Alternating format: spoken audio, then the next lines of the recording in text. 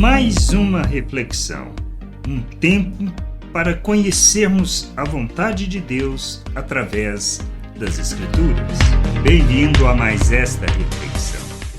Jesus, na sua atitude, sendo quem era, conhecendo o Pai, ele se deu ao trabalho de buscar a orientação do Pai, discernimento, entendimento do que era para fazer. Nós precisamos ter a mesma atitude, agirmos da mesma maneira. Ele nos dá o exemplo para que possamos aprender a viver o reino de Deus aqui neste mundo, segundo a perspectiva de nosso Deus e, tendo o entendimento, dependemos inteiramente dele para as coisas que nós vamos fazer. Fazemos não para alcançar favor, fazemos não para que ele nos abençoe, mas para expressarmos a graça de Deus, o seu amor e a nossa gratidão, oferecendo nossas vidas à sua vontade, para que, como instrumento de graça e expressão deste amor, possamos revelá-lo ao mundo. Mas para isso dependemos dele. Por isso, como Cristo, devemos nos dar o trabalho de buscar a orientação, a direção e o entendimento da sua vontade, como podemos ler em Lucas 6, do versículo 12 e 13. Diz assim: naqueles dias Jesus se retirou para o monte a fim de orar, e passou a noite orando a Deus. E quando amanheceu, chamou a si os seus discípulos, escolheu 12 dentre eles, aos quais deu também o nome de apóstolo. Nós escolhemos ou nós fazemos quando seguimos por nós mesmos e pelo pensamento natural, nós nem sempre vamos fazer a melhor escolha, tanto de pessoas como do que precisamos fazer, segundo o entendimento que temos da obra que temos que realizar.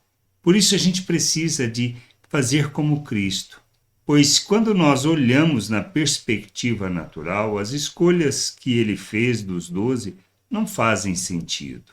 São pessoas iletradas, sem formação, sem o conhecimento das Escrituras. Pessoas simples, que não tinham instrução, que, teoricamente, se olharmos pela perspectiva deste mundo, são pessoas que não chegariam a lugar nenhum. Esse é o nosso pensamento. Pois quando nós buscamos para fazer uma obra, fazer alguma coisa, buscamos as pessoas com entendimento, com discernimento, com formação, pela aparência, e não por aquilo que está no coração dessas pessoas. Deus revela o coração, revela a sua vontade. Ao fazermos qualquer obra, não podemos fiar no nosso pensamento, nos nossos desejos. A obra que temos que realizar é muito importante. E é para Deus, e é segundo a sua vontade, não conforme o que pensamos ou achamos. Por isso, como Cristo fez, tudo o que tivermos que fazer, devemos buscar a direção, a orientação de nosso Deus para fazermos a sua vontade e não na perspectiva natural. Pois quando olhamos estes 12, nós sabemos que o resultado não foi de muito sucesso na perspectiva natural, pois justamente quando Cristo morreu, eles todos fugiram. Faz sentido isso? Sim, quando entendemos o propósito de Deus. Quando olhamos na perspectiva natural, podemos dizer uma completa derrota, mas para Deus, a obra que ele estava começando naquelas vidas ainda iria dar o fruto que ele tinha planejado. Homens que se transformaram pelo conhecimento de Deus, compreensão da sua vontade, homens que deixaram de andar na perspectiva natural e aprenderam a andar segundo a expectativa, o conhecimento e o entendimento espiritual, sendo imitadores de Cristo. Como podemos observar isso? Pelas cartas que escrevem, pelos exemplos que dão, pela oferta que fizeram, pelo sacrifício em se submeter à vontade de Deus. Que vidas? Pedro, João, Paulo, olha, e tantos outros. Pessoas que se converteram plenamente ao Evangelho, ao reino de Deus e à vontade de Deus. Pessoas que foram considerados pelos sumos sacerdotes, os que seriam a escolha normal, foram considerados totalmente iletrados e sem conhecimento, mas reconhecido que estiveram com Cristo por causa do que falaram, por causa do que ensinaram, da ousadia e principalmente da autoridade que expressaram. É isso que a gente precisa entender. Somos chamados para vivermos o reino de Deus não na nossa perspectiva e nem expectativa, mas segundo o coração, a vontade e o querer de nosso Deus.